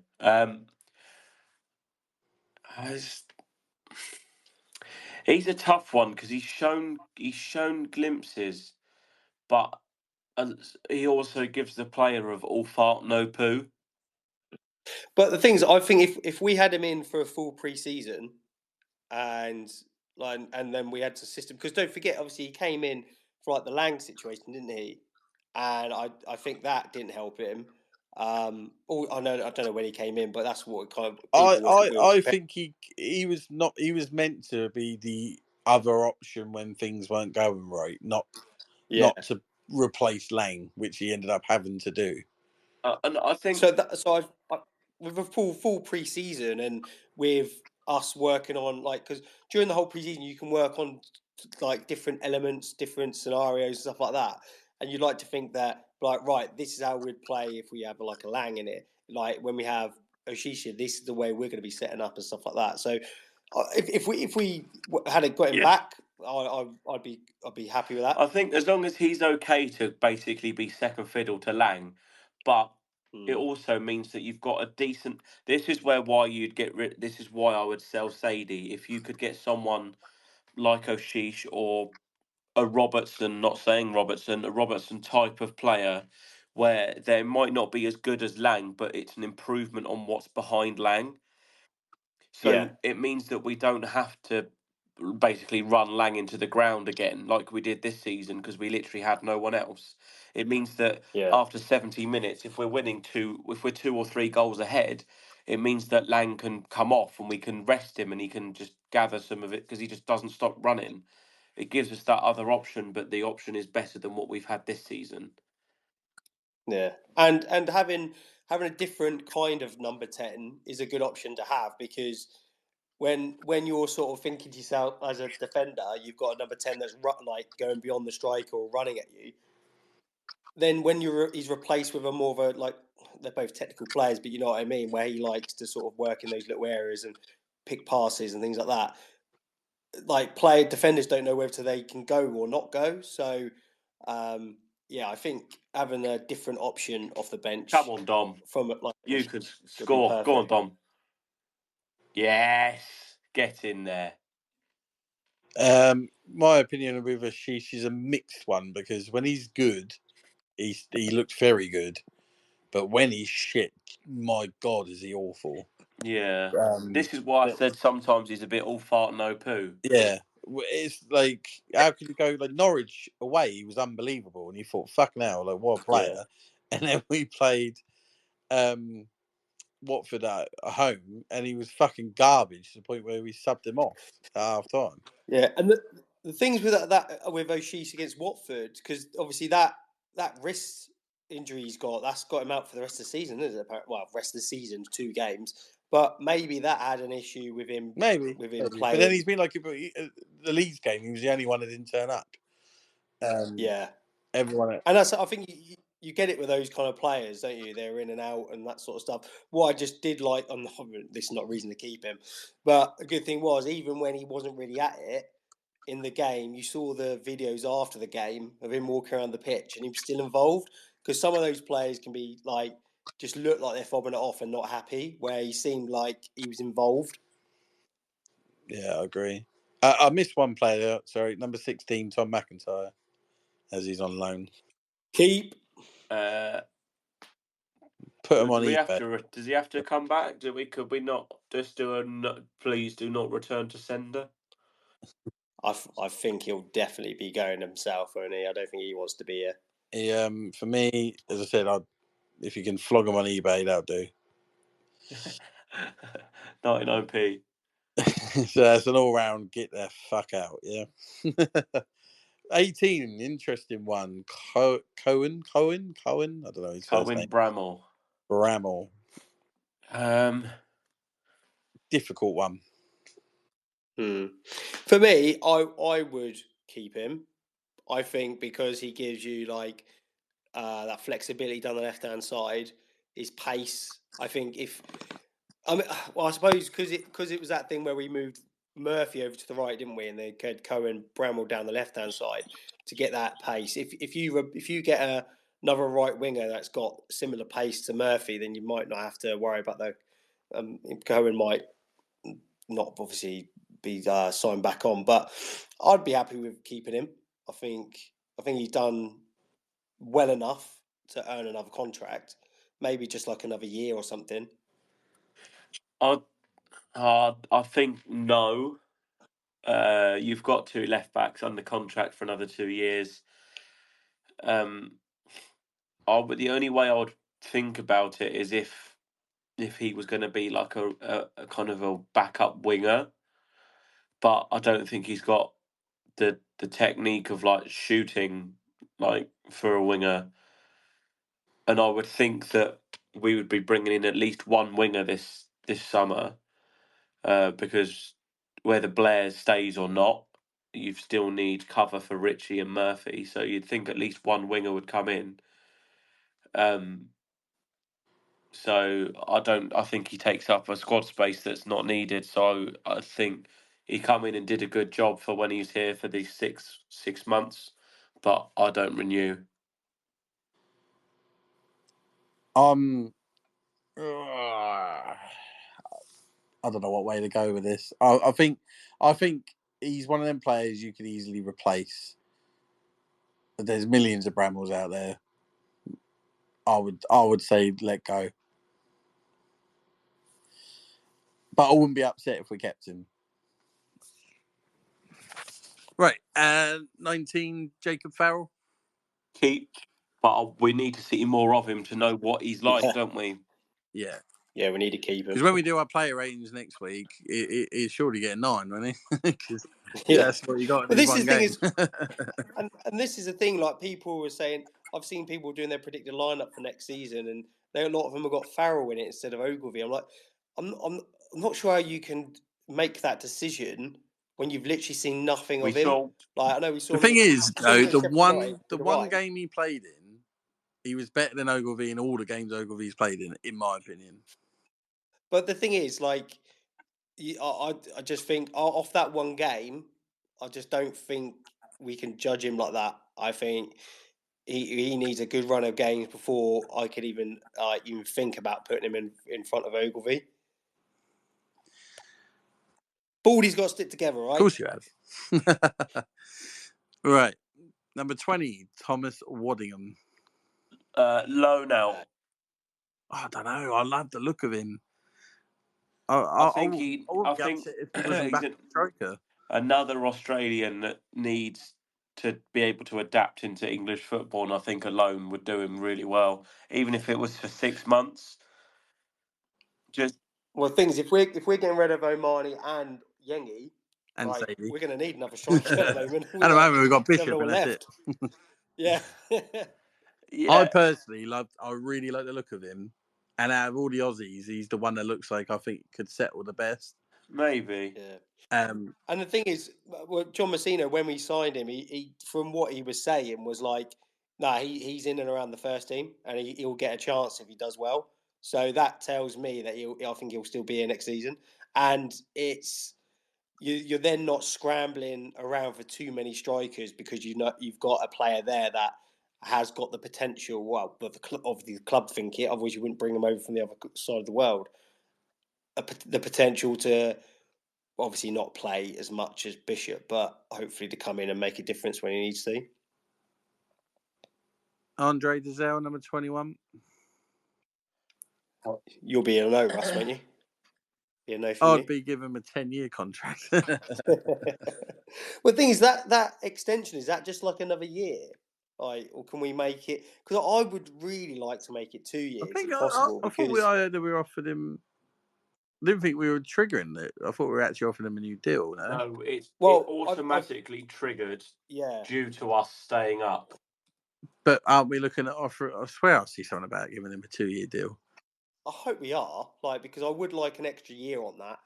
Because if DazHarry does well again next season and then other clubs are interested, we're going you want a bit of protection there for both the club and for DazHarry, and I think he's earned it. Yeah. Hopefully he gets a 2-year deal. I'm sure I've read that somewhere, but I might be wrong. It's probably my dreams. 22, Zach Swanson, another interesting one in my opinion. Wow, I was talking of him going to QPR in there. Yeah, I saw that. He's one of them for me. I'm going to go first this one. He's one of them for me. I wouldn't mind either way. I agree. We said before, he's been here, was it 3 seasons now? He's 24, so he's not exactly a youngster anymore. He's getting into the Jesse Lingard territory. Yeah. And he should have, in my opinion, nailed his spot down by now. He should be our right back, and that's the end of the conversation. The only shame, for me, if he does move on, is that the fact that we obviously want that whole scenario of getting young players and then moving on for a fee to help, sort of, with our transfer budgets and that sort of stuff and bring money in. And I think Zach Swanson will be that first player that we'd signed back then that probably won't get us anything if he moves on in the summer. Has he got a trigger contract thing? Swanson, I think so. I don't know. I would trigger it and sell him, personally. Yeah. And I would like to see money for him, but obviously at the other end of it, if we're not gonna play him, or if he's not in the plans, and we might not get a deal, because with another year, what sort of money are you going to get for him anyway? I don't know. It's for me, I wouldn't mind it, but if we kept him, it wouldn't bother me either. The thing is with Swanson, because he's like, as you said, 24. Like they could wait until the January and then do a deal. It also for him. depends on what. I think it really depends on what you see for number 24 in Terry Devlin, because if you do see Devlin's future as out and out right back, then I think you do probably let Swanson go just because his availability is quite poor. Even though he's probably on his day, I think he's probably the best out of the three. But if you don't think Devlin's future is as an out and out right back, and you feel like you could still do with him, then I think you trigger that option. But it is a tough one because we don't need. And the reason why I said no to Bramall is because I don't think we need 3 left backs. And the reason why I say Swanson depends on what you do with Devlin is because Devlin is younger and worth more for the future, potentially, to sell. And we don't need 3 right backs either. Devlin, for me, we'll get on to Devlin obviously in a minute, but there's always a player that every team should have is basically a utility man. And that's how I see Devlin. I don't see him as a player who has a position. He goes where he's needed. He plays where he wants. Pretty much, yeah. I've said it for a long time. He's our James Milner. Yeah, if he needs to play right back, play right back. If he needs to play in number 10, he'll play number 10. If he plays centre mid, he'll play in centre mid. He's just handy to have, Devlin, because he can kind of play anywhere. Number 23, Josh Murphy, keep, I'm assuming. Oh. Nah. But again, what if someone chucks 5 million? They're not going to. But if they humour me. No, because no one is going to be spending upwards of 5 million on a 30-year-old, are they? The thing is, as I said, I can't go back on what I said. Then. No. Yeah, I can't go back on what I said earlier about the whole Bishop thingy. Like, yeah, if someone was chucking like 5 million, I would be inclined to take it. Like, but I don't think anyone would chuck that money because of like that money. You can maybe go and spend 1 to 2 million. Because obviously, don't forget we got Josh Murphy for a free, didn't we? You can maybe spend 1-2 million to replace him. You might not replace him exactly, and I don't want Josh Murphy to go. I'm just putting this on record. I want him to stay forever. But if you said 5 million, and it's one of those things where you probably just can't turn it down, especially for a player in his 30s. Do you think the club would accept a £3 million offer? No. No, not 3 million. I think it'd have to be at least 5. Because again, you're thinking of the output that he's given us this season is 20 goals and assists, right? That's going to cost you more than 3 million if you're going to replace that. I agree, by the way. I'm just playing devil's advocate to be interesting. Why you got to be an arsehole? Stop it. Just so it's just not just it just makes it interesting, doesn't it? Yeah, just Josh, I'm putting this on record. I'd never want you to leave. We'll edit that so it sounds like he says that Josh, I want you to leave. No. Number 24, Terry Devlin. Keep. 25, Kamara. Keep, but loan out. Yeah. He needs a season of men's football. He's not championship ready. He's exactly same goes for Harvey Blair. Not ready for championship football yet, but they could do with a whole season in League One, League Two. But they probably League One really. But they definitely have futures at the club. They're just not ready yet. Yeah, I heard John Messino's. He made some comments about certain players earlier in the week. I think with John, with Mooney, and he said about the Kamara thing. So kind of said it's like a bit of both with the club and the player might not like at fault for maybe not playing as much. I think it's because of the change in style of play as well. I think that hasn't helped Kamara, and then obviously I think he's just not settled particularly well, which is absolutely fine. A young player coming over from another country. I don't think English is the first language, so I mean, it might be one of those players you might have to give a bit of time. Might not work out, but you might as well give it a bit of time first because he's here for another couple of years. He has to go out on loan, doesn't he? For sure. There's no real choice for that. It's either loan him out or you end up just doing nothing and be gone before you know it. 26, Tom Lowry.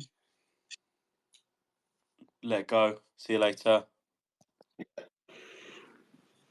I'm assuming you're the same, Daz. Yeah. 20. Not the man for me at the moment.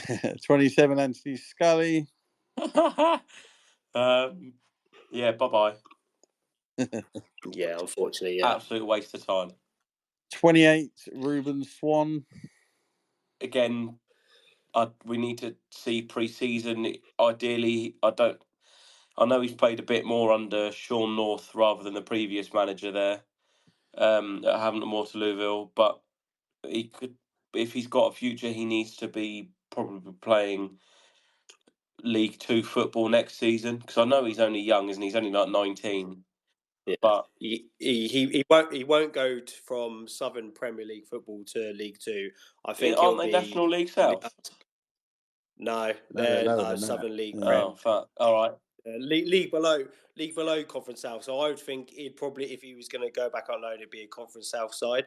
I'd like to think, because that shows progression. Yeah, National League maybe. But yeah, I think National League might even be a bit of a stretch, because that's a very good standard, and I don't think you can go from where he's played the last few seasons to that, unfortunately. 29, Harvey Blair. Same as Kamara. Yeah. I would actually say, depending on his summer, because he's definitely improved lately. The cameo against Millwall, his start against Sheffield Wednesday, has shown he's improved in what he was earlier in the season. If he got a pre-season under his belt, I wouldn't mind having him around. But if he needs to just to learn football, then I would agree to loan him out. I'd like to think from when we've bought him to the start of next season, that's a whole year. I'd like to think over the summer he's going to work his ass off, maybe get in the gym a bit more, work on a couple of things, and then, as I said, have a really good pre-season. And there's no reason why he can't be in the run-in to start the first game of the season, but it's going to be up to him. Yeah. For me, it just depends on how good his summer goes. Yeah, he might keep him around. Maybe be best going out on loan. And I'll tell you what, that goal on Saturday, that might be the catalyst to push him on this summer, because he'll want to. I'm pretty sure he'll want to do that again. You'd like to think right, this is what I need to do. Hopefully over the summer he goes away, works hard, comes back, and then as a go. Definitely.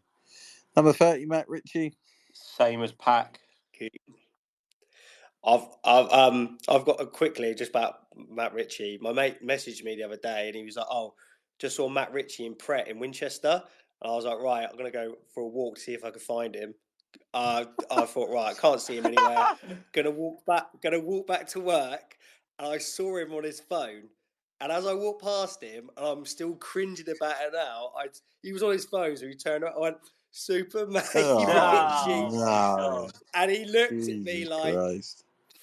"Who the fuck are you?" And I was walking back, and my head was shrinking into my shoulders while I was cringing so much. My God. I was like, "Fuck! Why did I do that? Just walk past." Why did you admit that? Matty Ritchie. Because I just had to. I had to get it out there. I find it better to release that kind of energy. And once it's out there, it's like, do you know what? It's fine. It's not as bad. Right. But yeah, he looked at me like, "Yeah, I'm not sure Well, about that." for his sake, that's I hope embarrassing. he leaves. So he doesn't get. He's not coming on the pod, then, is he? He's probably leaving now. He's like, "Who the fuck's that weirdo?" Yeah. So I'm just keep him. Keep him. Though. Keep the same terms with Pack. Yeah. Yeah. 31, Jordan Archer. Keep. Yeah. Another interesting one. Number 32, Paddy Lane.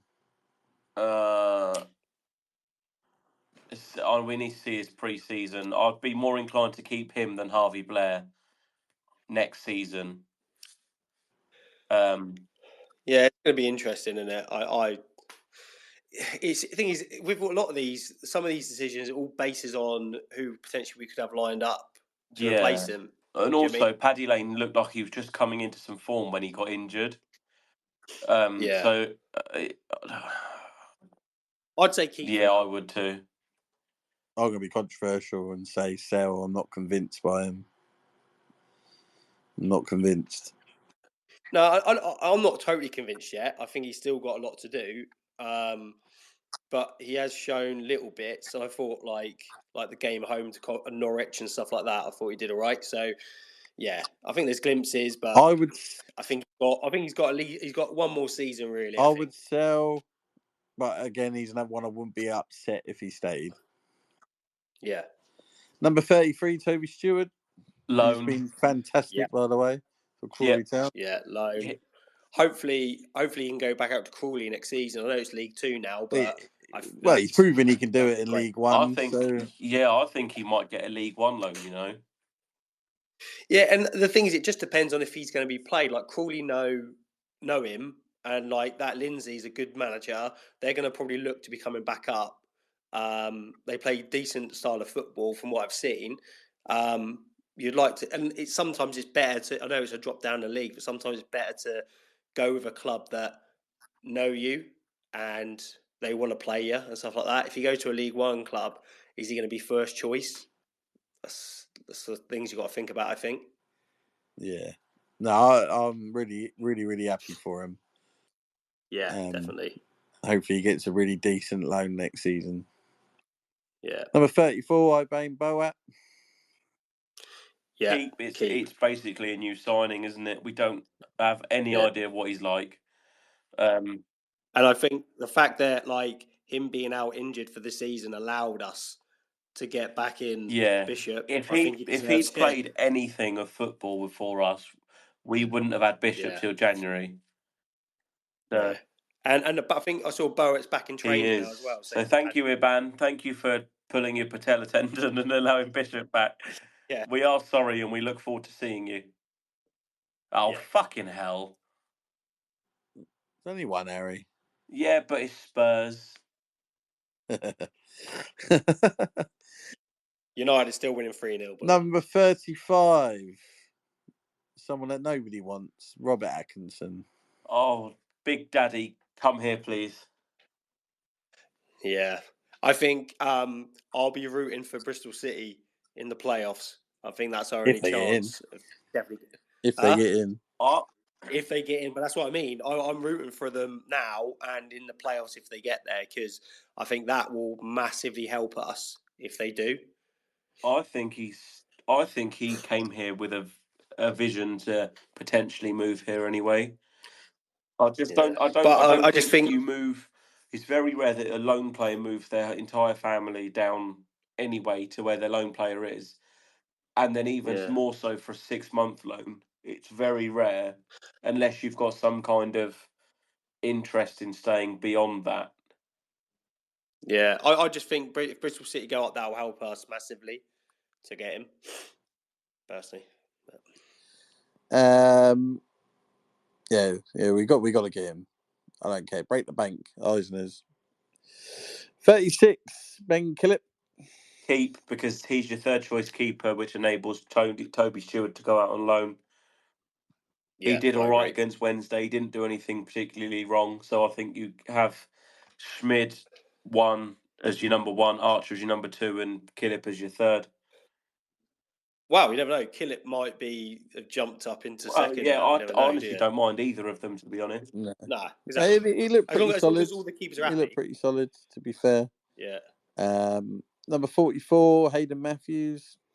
Keep. Yeah. Quality player. Number 45, Isaac Hayden.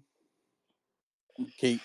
I'd like to keep him. His wages are astronomical. It's a no-go.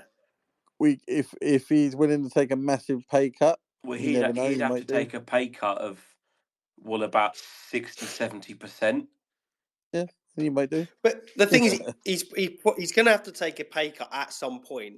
Yeah, no one's going to pay that wage for him. No one. Yeah, no one's going to, and I can't see him playing in Premier League, so we have to play in the Championship. But he's also going to command a fee because he's still got one more year at Newcastle. So unless they pay him off. Which they might. I could see him going to Birmingham or something like that, and that'd be painful. Yeah, I tell you what, that's a really good shout. I can imagine him going to a Birmingham. Yeah, and they would pay him 40 grand. So. Yeah, they would. Well, that Poku or something, they're meant to be paying him like There's 30. no way that's true. That's got to be bullshit. I wouldn't be shocked. They bought Stansfield for like 15 million. Like, he's not even worth 10. So, like, he's not even worth 5. Bishop outscored him, by the way. Yeah, and that so they're it doesn't matter how much. I think that Jay Stanfield's transfer fee, I think all bets are off the table. Like, as in like what they will and won't pay. Yeah, if there's a possibility, I'd snap him up, but I doubt it. 49 Callum Lang. Yeah, we'll keep him, I suppose. I saw he was down the ground the other day. There was like, I reckon he's going to need a people contract. thinking he might have a new contract. I mean, if we can, do it. Well, what did he sign? So he's done a year and a half here now. So what did he sign originally? Was it 3.5? I thought it was 2.5. No. If it's 2.5, he desperately need him to sign a new contract. Yeah, sure. It's 2.5. Well, that's the thing. You'd like to think with him being down at the ground because him putting out on social media with some gaff on he it, ain't done that for no reason. Like, he signed a new contract. Yeah. 100%. And that'd be nice. And then the only player that's not got a squad number is that Milicevic that we haven't seen. No, yeah, unfortunately, like, well, no, we can't keep him, can we? Because if Boat is actually going to be used for us, there'd be no point in keeping that lad, will there? If we get Atkinson in, we're done centre back wise. If they're I think we're done centre back wise anyway, because we've already got 5. Yeah, Matthews, Boat, Shaughnessy, Paul, Matthews. Did I say Matthews? No, I don't know. Yeah, so we've got like 5 or 6, haven't we? So midfield and wings are where we need to focus our recruitment on. And striker. And a good. I wouldn't even say backup striker. You always want your next striker to challenge Bishop. Yeah. You want that as well as a third, which backup, is Waddingham. like probably young. Yeah, that's why I'll keep Waddingham around. Yeah, because otherwise you then have to try and convince someone to be third choice striker, whereas a youngster from Australia would probably be easier to he'll take that on the chin. Do you know what I mean? Yeah. Right. That's that done. Any other business?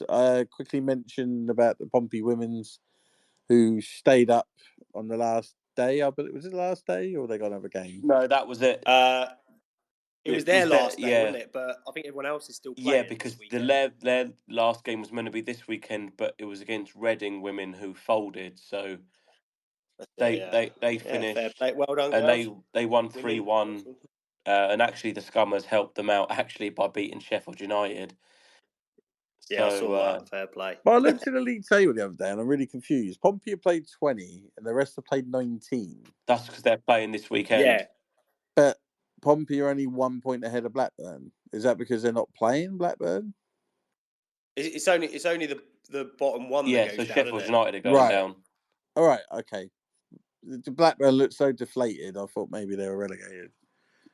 That confused me. And okay. And Reading dropped out, didn't they? Yeah, sorry. My knowledge of women's football isn't the best, but always glad to see. Well, if you think of that night where we lost 6-1, so did the Pompey women, and we were both rock bottom of the championship, and then we both stayed up. That's some going. Well, it's funny. Last year we both got promoted and won the league, didn't we? So yeah, it was sort of. And that's the thing, like Russ, I'm the same as you. I'm not one of these. I'm not going to sit here and say I know loads about the women's game and stuff like that, but always like keep an eye on obviously on social media for the result because you want them to do well as well. And it looks quite good. And I don't know, like this is one thing I've heard, but apparently we loaned one of the Scummer players, and she plays for us on loan. And I think she scored one of the goals against Blackburn, which helped keep them up. So I thought I love that. They've loaned us one of their players to keep them up, so that's nice. No, yeah, congratulations to Pompey women and everyone associated with them. Anything else you boys want to talk about? I feel right. Cool, brilliant. Right, so coming up, we do have next week.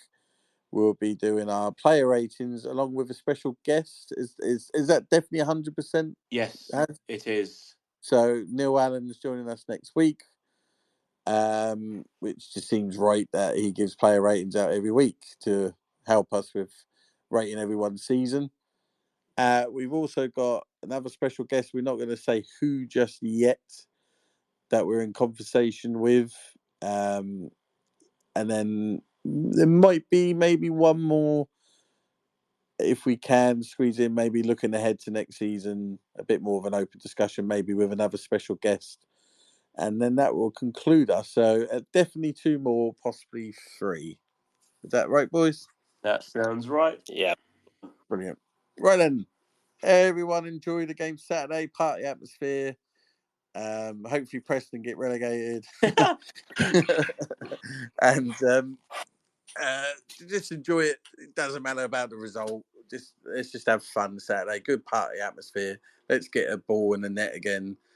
I want people bringing balloons. David Norris is coming. We're open to see him. So everyone keep an eye out.